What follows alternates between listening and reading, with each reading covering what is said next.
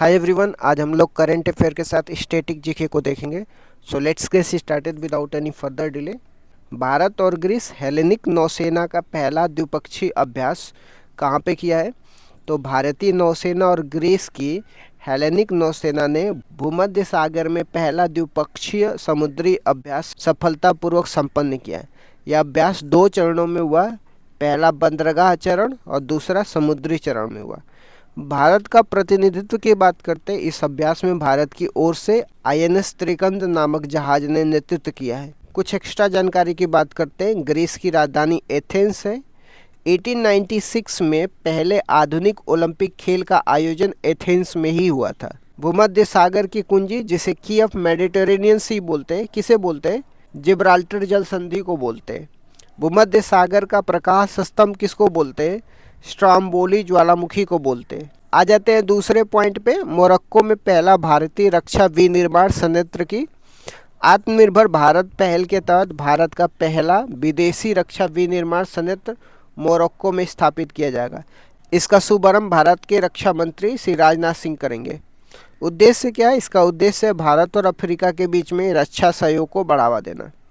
कुछ extra point देख लेते हैं। रक्षा मंत्री राजनाथ सिंह द्वारा इस यात्रा के दौरान टाटा एडवांस लिमिटेड सिस्टम के संयंत्र का भी शुभारंभ करेंगे। अब मोरक्को की बात करते हैं। मोरक्को की राजधानी रबात है और यहाँ की सांस्कृतिक राजधानी मराकेश है। मोरक्को में एटलस पर्वत स्थित है। इसकी सबसे ऊंची चोटी माउंट टोबोकुल है। प्रसिद्ध यात्री इब्न बतूता, जिसने रहला नामक पुस्तक लिखी थी, मोरक्को से ही भारत आया था और वह मोहम्मद बिन तुगलक के दरबार में आया था। आ जाते हैं next. Home bound film Oscar 2026 के लिए भारत की आधिकारिक प्रविष्टि की बात करते हैं। नीरज घेवान द्वारा निर्देशित फिल्म होम बाउंड को ऑस्कर 2026 के लिए भारत की आधिकारिक प्रविष्टि में चुना गया है। यह फिल्म दोस्ती और संघर्ष पर आधारित है। यह 98 ऑस्कर अवार्ड्स में भारत का प्रतिनिधित्व करेगी, जिसका आयोजन मार्च 2026 में लॉस एंजल्स के डॉल्बी थिएटर में होगा। भारत की ओर से ऑस्कर में जाने वाली पहली फिल्म कौन सी थी? तो मदर इंडिया थी। 2023 में भारत ने 2 ऑस्कर जीते थे। पहला RRR फिल्म का गाना नाटू नाटू और दूसरा डॉक्यूमेंट्री द एलिफेंट विस्पर के लिए। भारत के लिए पहला ऑस्कर भानु अथैया ने 1982 में फिल्म गांधी के लिए कॉस्ट्यूम डिजाइन के लिए जीता था। ऑस्कर द्वारा लाइफ टाइम अचीवमेंट अवार्ड पाने वाले एकमात्र भारतीय सत्यजीत रे हैं, जो 1992 में लाइफ टाइम अचीवमेंट अवार्ड पाए थे। कैग की रिपोर्ट की बात करते हैं। पंजाब सबसे अधिक ऋण से जीएसडीपी अनुपात वाला राज्य बन गया। भारत के नियंत्रक और महालेखा, जिसको कैग बोलते हैं, अपनी पहली राज्य वित्त 2022-23 रिपोर्ट जारी की है, जिसके अनुसार पंजाब सबसे अधिक ऋण से जीएसडीपी अनुपात वाला राज्य है। रिपोर्ट के मुख्य बिंदु की बात करते हैं। पंजाब का ऋण उसकी जीएसडीपी का 40% है। सबसे कम ऋण से जीएसडीपी अनुपात उड़ीसा का है। रिपोर्ट के अनुसार पिछले 10 वर्षों में भारतीय राज्यों का कुल ऋण लगभग 3 गुना बढ़ गया है।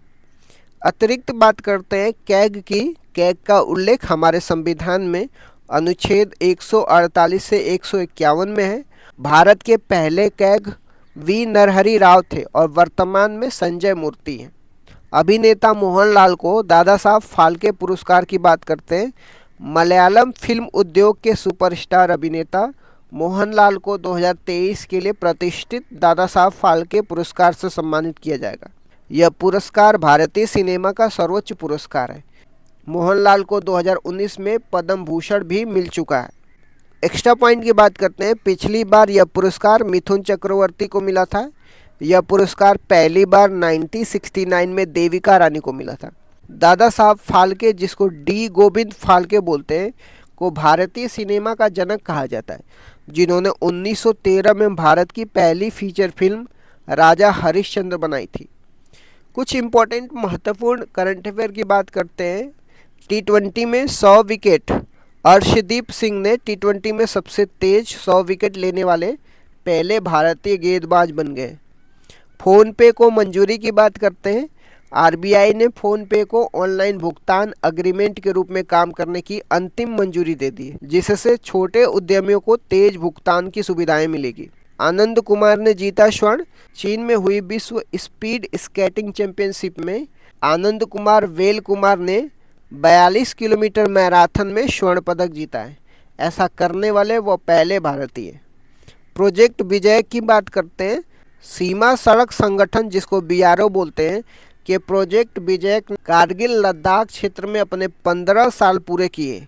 इस प्रोजेक्ट का उद्देश्य लद्दाख में हर मौसम में कनेक्टिविटी बनाए रखना है। त्रिसेवा अकादमी संगोष्ठी की बात करते हैं। टी-सेट्स तीनों सेनाओं की अकादमी तकनीकी संगोष्ठी का आयोजन नई दिल्ली में किया गया। पॉलिटी से रिलेटेड कुछ इम्पोर्टेंट अनुसूचियों की बात करते हैं। तो नेक्स्ट पॉइंट, भारतीय संविधान की अनुसूचियां की बात करते हैं। मूल संविधान में 8 अनुसूचियां थी, लेकिन वर्तमान में इनकी संख्या 12 हो गई। पहली अनुसूची की बात करते हैं। इसमें भारतीय राज्यों जो वर्तमान में 28 हैं और संघ शासित प्रदेश जो वर्तमान में 8 हैं के नाम और उनकी सीमाओं का उल्लेख किया गया। दूसरी अनुसूची की बात करते हैं। इसमें राष्ट्रपति, राज्यपाल, लोकसभा अध्यक्ष, उपाध्यक्ष, राज्यसभा सभापति, उपसभापति, न्यायाधीशों और कैग जैसे प्रमुख पदाधिकारियों के वेतन, भत्ते और पेंशन की बात करता है। तीसरी अनुसूची की बात करते हैं। इसमें केंद्रीय मंत्रियों, संसद सदस्यों, न्यायाधीशों और अन्य पदाधिकारियों द्वारा ली जाने वाली शपथ या ओथ का प्रारूप दिया गया है।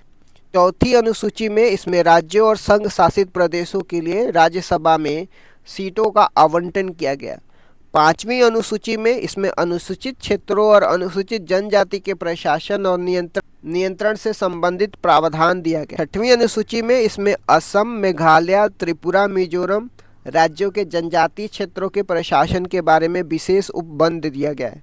सातवीं अनुसूची की बात करते हैं। इसमें केंद्र और राज्य के बीच शक्तियों का विभाजन 3 सूचियों में किया गया है।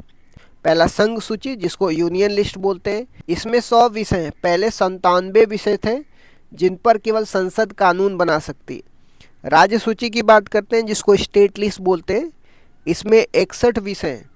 पहले 66 थे जिन पर राज्य कानून बनाता है। समवर्ती सूची की बात करते हैं, जिसको कंकरेंट लिस्ट बोलते हैं। पहले 47 विषय थे जिन पर केंद्र और राज्य सरकार दोनों ही कानून बना सकते हैं।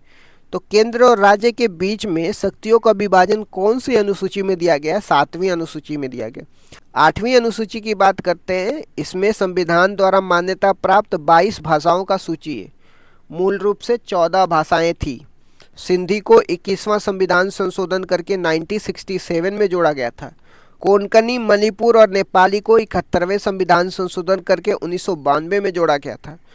बोडो, डोंगरी, मैथिली और संथाली को 92वां संविधान संशोधन करके 2003 में जोड़ा गया था।